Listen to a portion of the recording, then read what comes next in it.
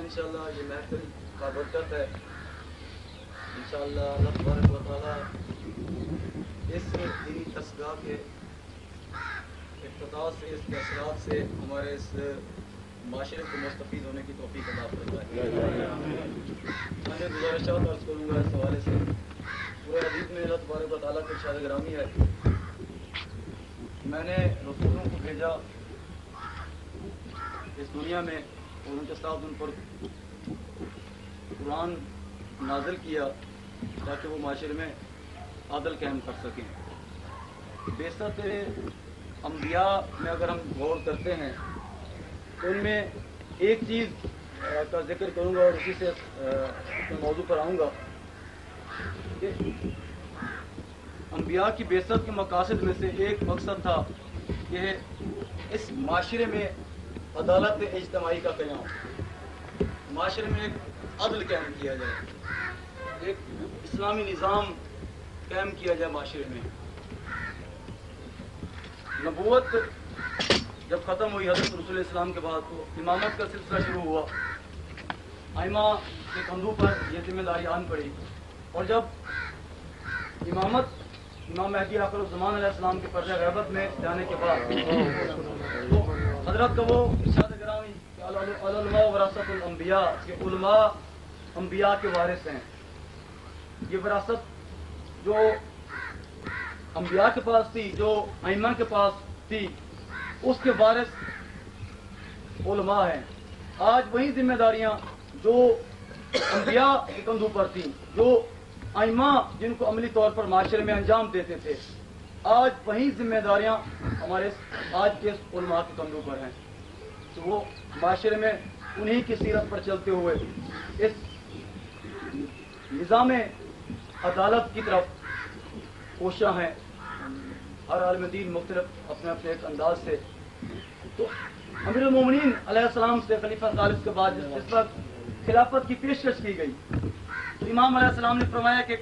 میں کبھی اس حکومت کو، کبھی اس خلافت کو قبول نہ کرتا، لیکن خدا بند عالم نے علماء سے یہ عہد لے لیا ہے کہ علماء ظالم کے ظلم پر اور مظلوم کی مظلومیت پر کبھی خاموشی اختیار نہیں کریں گے. جو امام کی خلافت قبول کرنے کی جو ایک علت مجھے سمجھ آتی ہے کہ جس وقت امام المتقیان جیسے امام نے دیکھا کہ معاشرے میں تقسیم پیدا ہو رہی ہے، معاشرے کی جو طاغوتی طاقتیں ہیں، معاشرے کے جو جن کے پاس زیادہ وسائل ہیں، وہ غریبوں کا خون چوس رہے ہیں اور امیر روز بروز امیر تر ہو رہا ہے اور غریب معاشرے کا، فقیر معاشرے کا وہ غریب سے غریب تر ہو رہا ہے. غریب امیر کھا کھا کر بیمار ہو جاتے ہیں، اتنے کھاتے ہیں کہ وہ بیمار ہو جاتے ہیں، اپنے علاج کرواتے ہیں، جبکہ غریب اس معاشرے میں ایک لقمے کے لیے ترستا ہے۔ تو امام نے جب دیکھا یہ تو امام فرماتے ہیں میں نے اس حکومت کو اس لیے قبول کیا تاکہ ان ظالموں سے، ان جو غریبوں کا خون چوس رہے ہیں، جو معاشرے میں نافرمانی خدا کو ترویج دے رہے ہیں، ان کا محاسبہ کیا جا سکے، ان کو روکا جا سکے۔ اسی طرح دوسرے مقام پر امام علیہ السلام نے ابن عباس سے، جب امام کے ساتھ بیٹھے ہوئے تھے، ابن عباس سے امام علیہ السلام نے پوچھا تھا کہ اے ابن عباس، یہ جو جوتی پڑی ہوئی ہے پھٹی پرانی، کوئی ٹاکے لگے ہوئے، کئی ٹاکے لگے ہوئے، تمہاری نگاہ میں اس کی کیا قدر و قیمت ہے؟ ابن عباس نے کہا تھا مولا اس کی تو کوئی قیمت نہیں۔ امام نے فرمایا کہ میری نگاہ میں اس خلافت کی، اس حکومت کی، اس جوتی کی قیمت سے بھی مجھے یہ حکومت اور یہ اقتدار اس سے بھی کم تر نظر آتی ہے۔ امام نے فرمایا اگر میں نے قبول کیا اس چیز کو، اس حکومت کو، صرف اس لیے تاکہ روئے زمین پر حق کو قائم کیا جا سکے، باطل کو ختم کیا جا سکے، میں آپ وہی ذمہ داری العلماء ورثۃ الانبیاء کہ علماء انبیاء کے وارث ہیں، آج وہی ذمہ داری علماء کرام کی ہے جو اس وقت پاکستان میں ان طاغوتی طاقتوں کو، اس سامراجی نظام کو یہاں سے باہر نکالنے کے لیے کوشاں ہیں۔ کیونکہ عزیزان گرامی، جب بات آتی ہے ایک نظام کی، تو صرف اگر ہم نماز کی تبلیغ کریں، صرف یہ بتا دینا کہ روزے کی یہ مسائل ہیں، یہ گناہ کبیرہ ہیں، یہاں تک صرف ہم عوام کو یہ بتا دیں اور اگلی ذمہ داری پوری نہ کریں، اجتماعی ذمہ داری پوری نہ کریں، نظام عدل کے لحاظ سے پوری ذمہ داری نہ ادا کریں، میں سمجھتا ہوں ہمیں مطمئن نہیں ہونا چاہیے۔ ہم نے صد اپنی ذمہ داری کو مکمل طور پر ادا نہیں کیا۔ اس طرح اگر ایک بندہ نماز پڑھتا ہے لیکن روزہ نہیں رکھتا وہ، تو ہم نہیں کہہ سکتے یہ ایک کامل مومن ہے۔ اسی طرح ایک فرد جو انفرادی ذمہ داریاں اپنی ادا کرتا ہے، اپنی ذات میں وہ بہت اچھا ہے، نماز پڑھتا ہے لیکن روزہ نہیں رکھتا وہ، تو ہم نہیں کہہ سکتے یہ ایک کامل مومن ہے۔ اسی طرح ایک فرد جو انفرادی ذمہ داریاں اپنی ادا کرتا ہے، اپنی ذات میں وہ بہت اچھا ہے، لیکن اجتماعی ذمہ داریاں اپنی وہ ادا نہیں کرتا، اس کو اس چیز سے کوئی سروکار نہیں کہ میں کس ظالمانہ نظام میں اپنی زندگی بسر کر رہا ہوں، اس کو اس چیز سے کوئی سروکار نہیں کہ استعماری طاقتوں نے ہماری نوجوان نسل کو گمراہ کرنے کے لیے اس وقت پاکستان میں کیا کیا سازشیں کی ہوئی ہیں، اس کو اپنی انفرادی ذمہ داری تو وہ پوری کرتا ہے، لیکن اس کو اس چیز سے کوئی سروکار نہیں کہ معاشرے میں یہ جو فحاشی کا، عریانی کا، بے حیائی کا، بے غیرتی کا، بے شرمی کا ایک طوفان برپا ہے، اس کو اس چیز سے کوئی سروکار نہیں۔ ہم یہ نہیں کہہ سکتے عزیزان کہ ہم نے اپنی ذمہ داریوں کو پورا کیا۔ آج خداوند عالم کے لطف و کرم سے انقلاب اسلامی کے نتیجے میں اس انقلاب کا نور، آج اس نور کی روشنی آج پوری دنیا میں پھیل رہی ہے۔ آج لوگ اسلام کی طرف متوجہ ہو رہے ہیں، بالخصوص ملت اسلامیہ کے نوجوان اسلام کی طرف راغب ہو رہے ہیں، زیادہ سے زیادہ، وہ چاہے پاکستان ہو، حتیٰ کہ غیر مسلم ممالک میں بھی آج نوجوان اسلام کی طرف راغب ہیں اور آج چاہتے ہیں،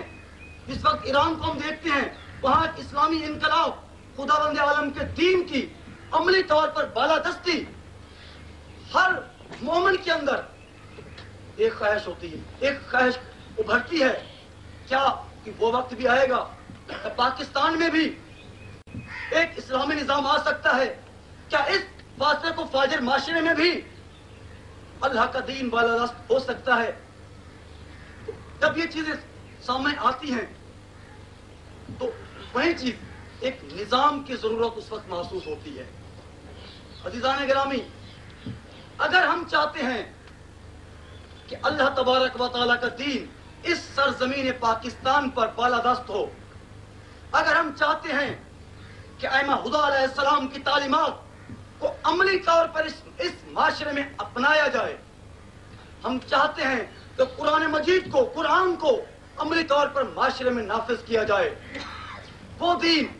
جس دین کی خاطر انبیاء علیہ السلام نے قربانیاں دی، وہ دین جس کی خاطر ائمہ اہل بیت علیہ السلام نے قربانیاں دی، وہ دین جس کی خاطر سید الشہداء نے اپنا سب کچھ کربلا کے میدان میں قربان کیا، اگر ہم چاہتے ہیں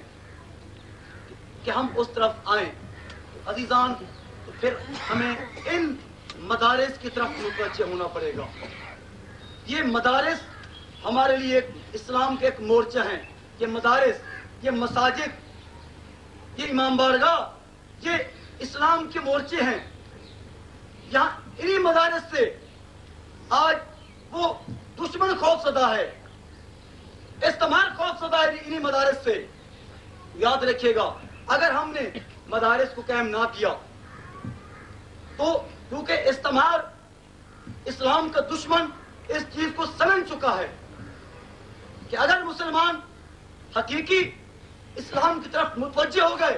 تو آج صرف ایران کی سرزمین پر وہ صرف ایرانی ہم سے کنٹرول نہیں ہو رہے، اگر یہ مسلمان